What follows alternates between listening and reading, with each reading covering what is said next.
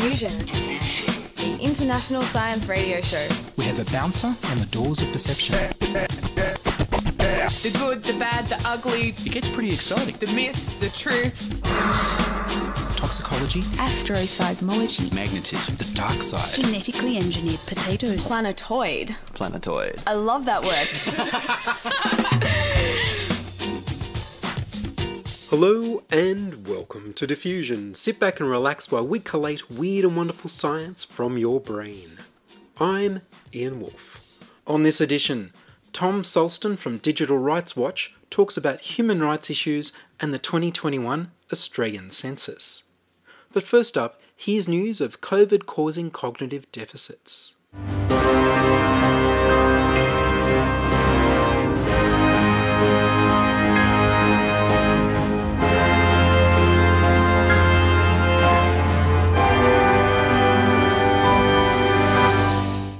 COVID cognitive correlates.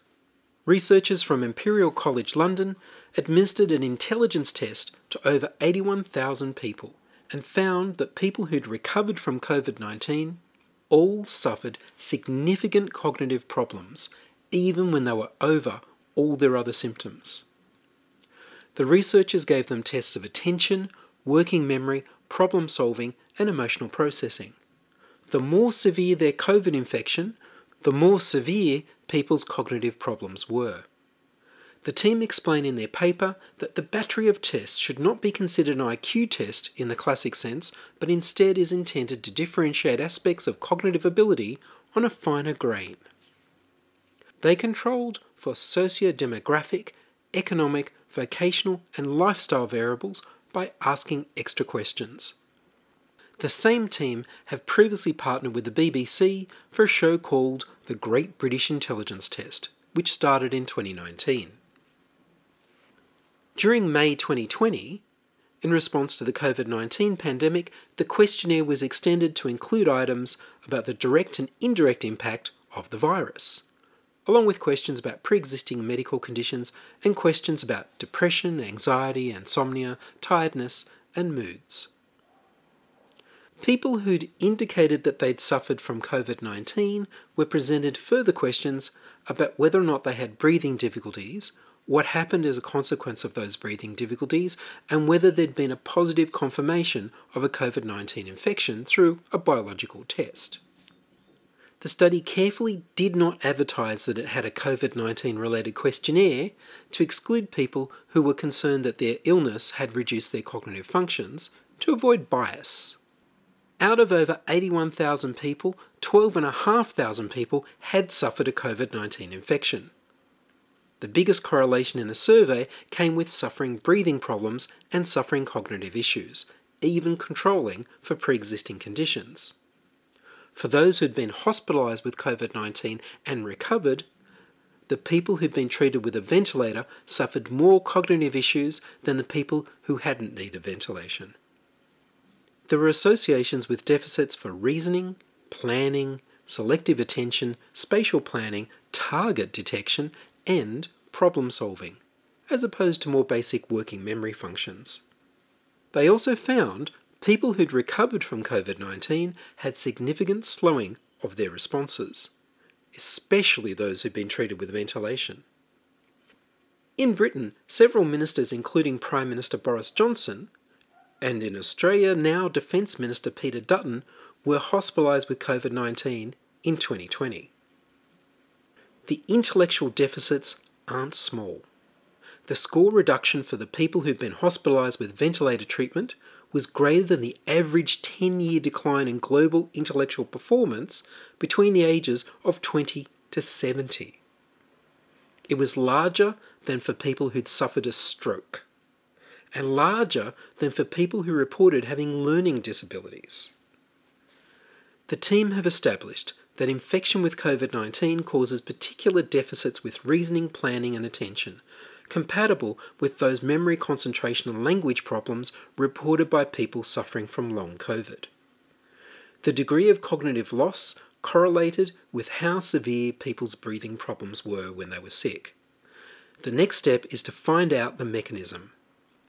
While a lack of oxygen can have an effect on how well our brains work and cause damage, COVID-19 is known to directly attack the brain with inflammation and clots, which is why so many people report their first symptom is losing their sense of smell and taste. There's a real danger that in any population where COVID-19 has run out of control and infected millions of people, there will be a legacy of people suffering significant cognitive problems, separate to long COVID, for years to come. More and more children are getting infected with the Delta strain of COVID-19, and this could be a problem. The paper was titled Cognitive Deficits in People Who've Recovered from COVID-19 and was published by The Lancet's eClinical Medicine.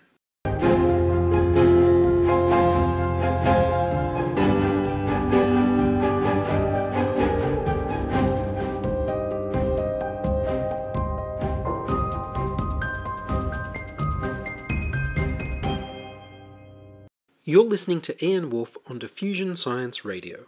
Send emails to science@diffusionradio.com. We're brought to you across Australia on the Community Radio Network and podcast over the internet on www.diffusionradio.com. Census and privacy?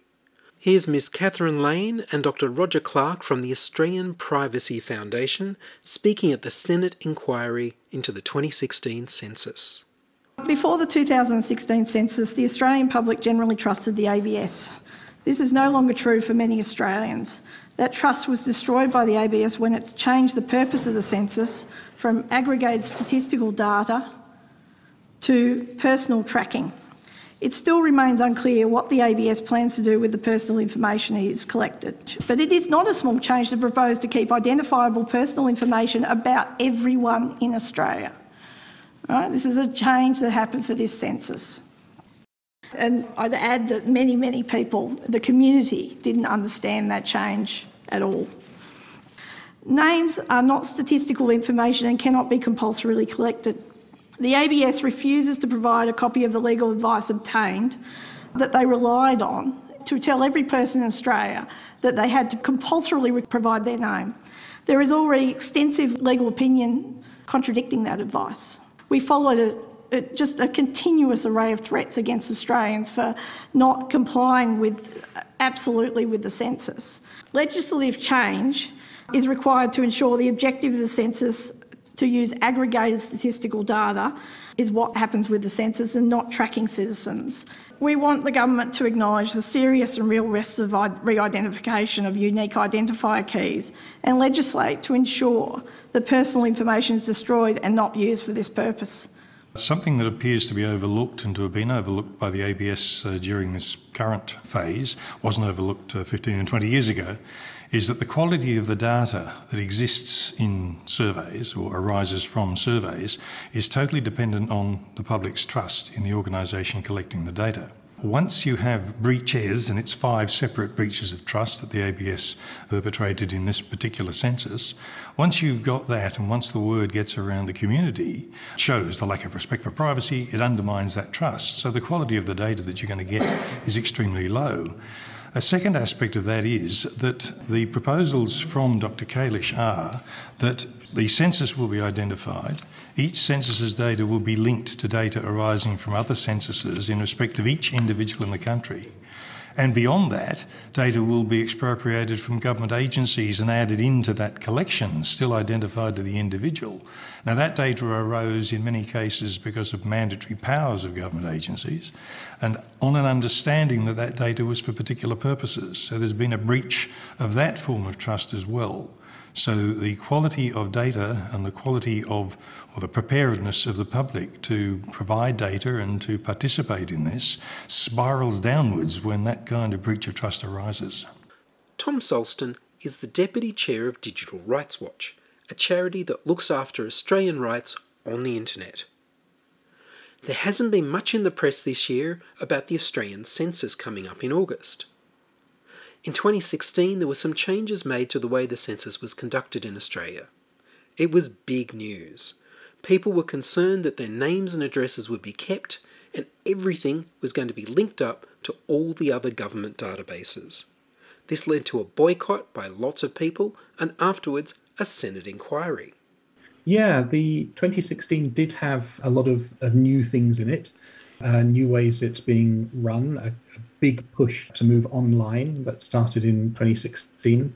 And yeah, changes in the way that data was collected and changes in the way, in the questions that were asked and the way that data is being used, some of which are more fundamental to the operation of the census and changing what it means, and some which are more about broadening the information within it. And so some of those are pretty straightforward and fine and easy. Some of them are much more controversial, particularly those that are about changing what the census means and changing the sort of the way it behaves. My understanding is that the purpose of the census is to get a snapshot of Australian society, and for the data from that snapshot, which will be totally anonymous, to be used for evidence-based policy by government. So they work out how to allocate resources and where to allocate them and what people want and what people need. But that's different to deliberately keeping names and addresses. Yes. So you're right. That is the purpose of the census, and that is what the vast majority of the census data will be used for. And I think it's important that we recognize that this is a really important thing. It's really useful, and it enables policymakers, parliamentarians, ministers, government advisors, journalists, all sorts of people get to use that data to help us make good decisions about the future of the country. And so that's really important. And that is why it's important that we really understand the changes that came about in the census in 2016 and get our head around what's different. And the big change, and it's the one that involved capturing names and addresses, was to do with starting longitudinal studies. So typically census data is collected, you get that point in time snapshot of what Australia is like in aggregate.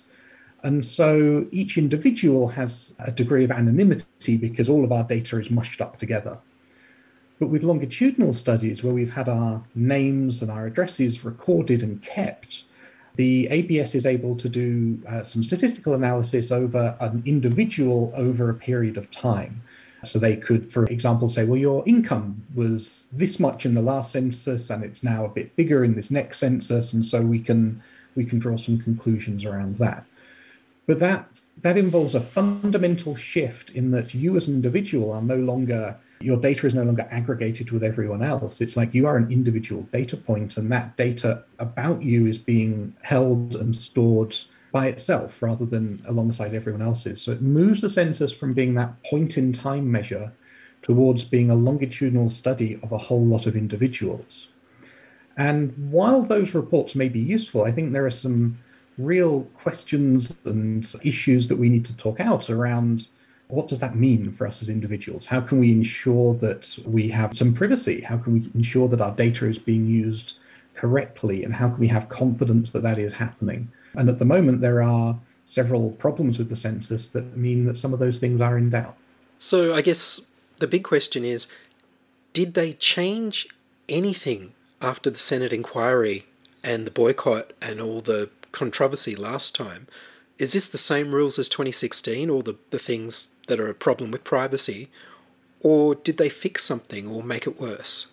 So there definitely were some things that were fixed, and I think it's worth remembering that a lot of the inquiry in the Senate was around not the privacy implications of the changes to the census, but they were around the so-called census fail, the fact that the servers didn't hold up.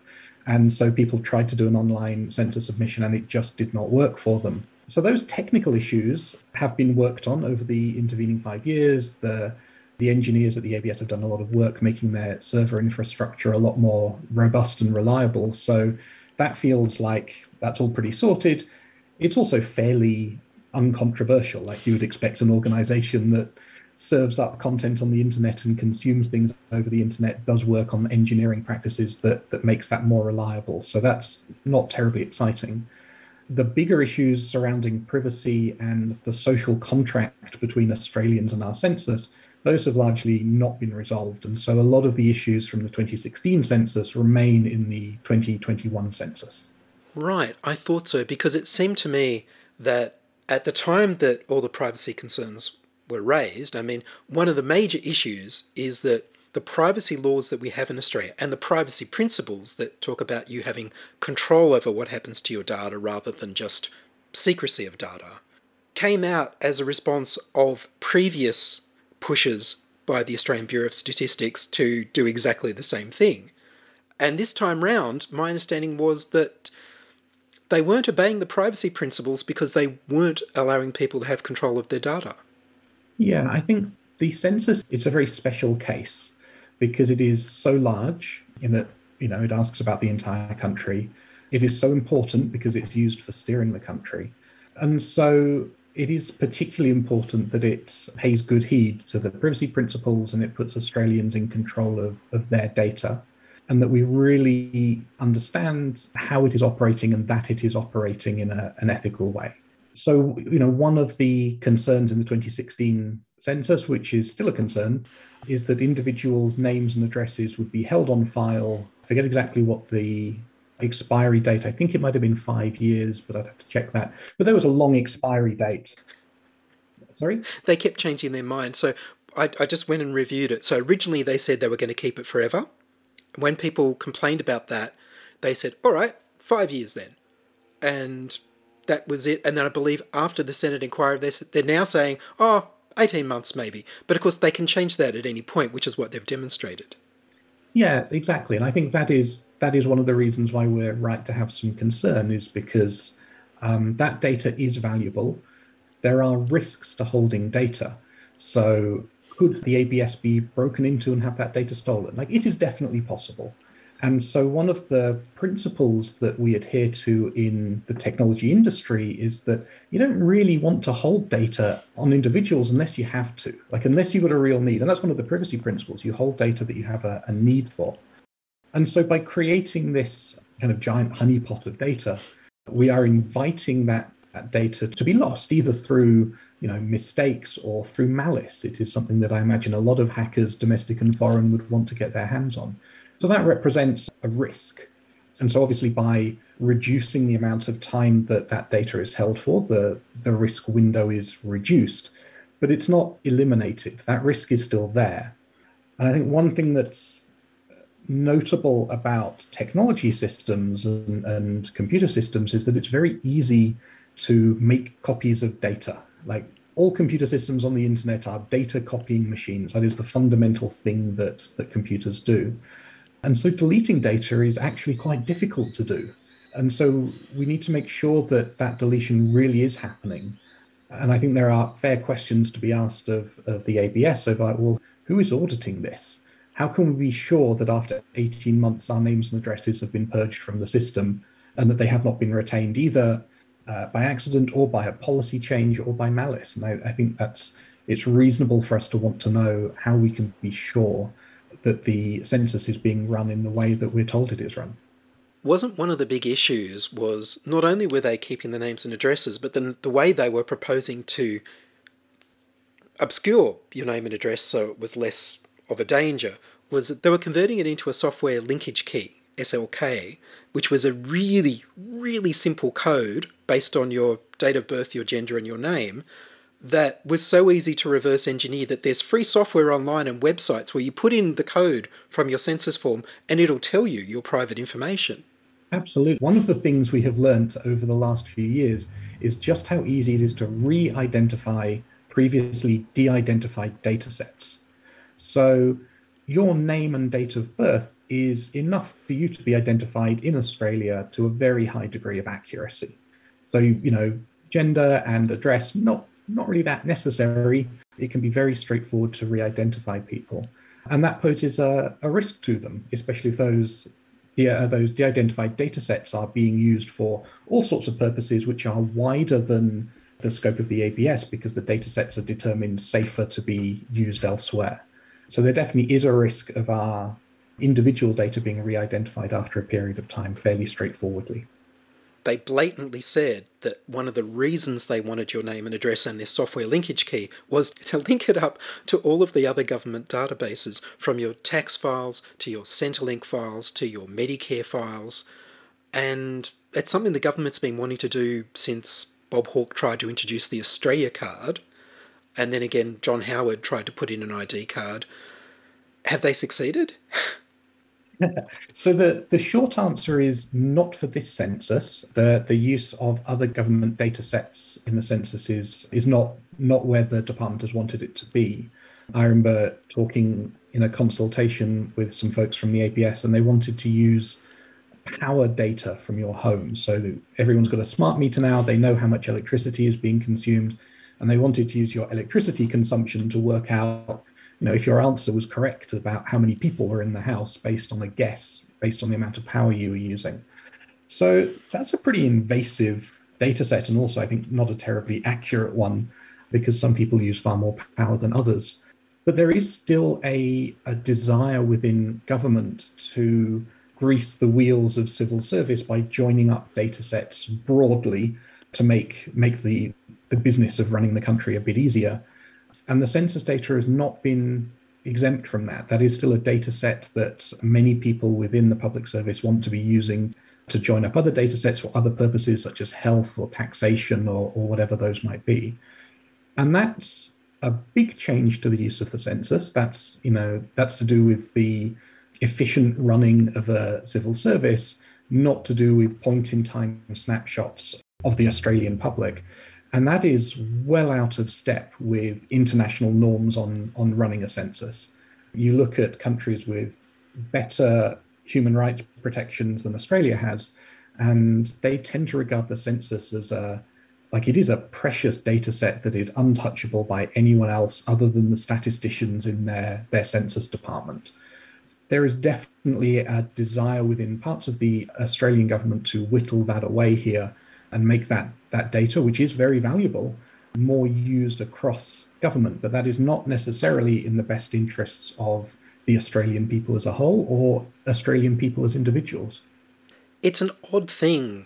I heard a representative of the Australian Bureau of Statistics being interviewed on ABC Radio, and they were asked directly about why you need the name, and they said they need it for historical reasons and to be able to connect relationships within households. But I thought they ask you about the relationships in the households, so they don't need the names, and your name is not statistical information.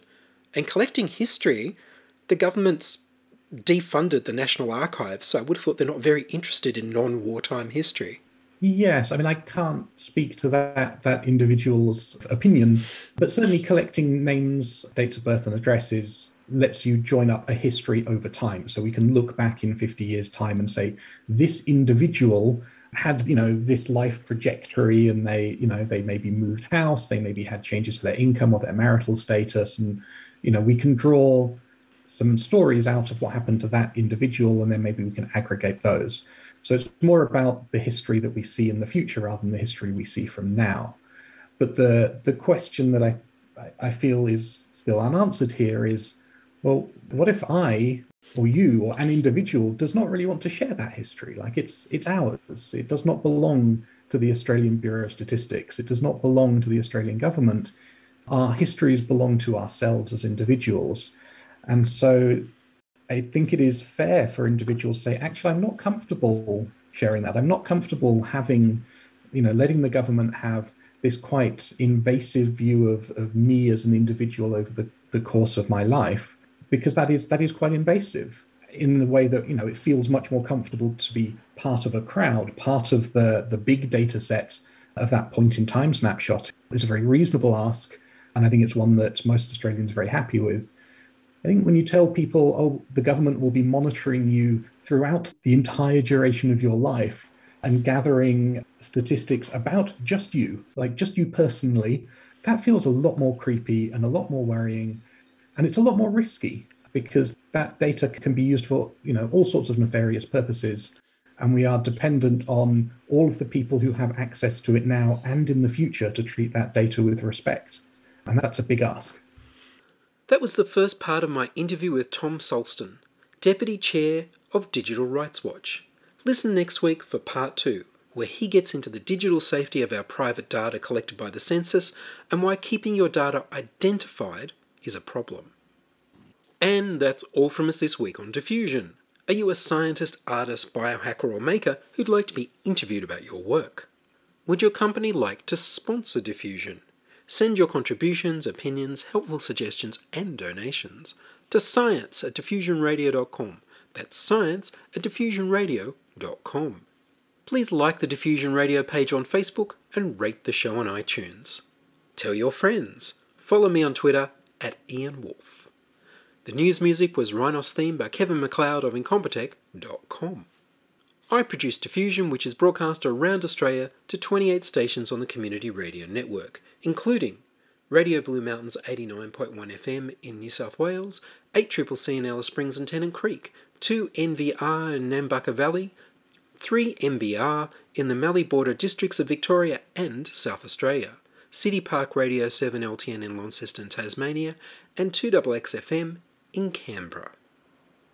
Diffusion is narrowcast on Indigo FM 88 in northeast Victoria. Diffusion is syndicated globally on astronomy.fm. Subscribe to the podcast on the Diffusion website, www.diffusionradio.com. That's www.diffusionradio.com, and check the website for links, photos and videos about this week's show. If you enjoyed the show, you can explore more than 1,000 previous episodes archived on diffusionradio.com, where the shows are labelled by keywords so you can focus in on the stories you want to hear. Make a donation through paypal.me/IanWolf or join my patrons at patreon.com/diffusionradio. I'm Ian Woolf. Join us inside your audio device of choice for more science wondering next week on Diffusion Science Radio.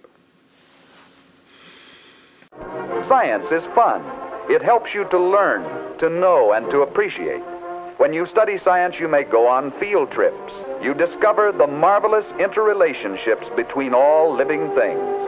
You learn to read the history of the Earth as it is written in rocks and fossils. You find out what makes things tick, everything from a molecule to a living organism. In the study of science is found the most useful and satisfying knowledge of man. Knowledge of his physical world, its past, its present, and its future. And in your moments of relaxation, now and in the years to come, you will find the study of science leading you into fascinating pursuits: photography, collecting. Why study science? Study science because you will find in the study of science a richer, more rewarding life.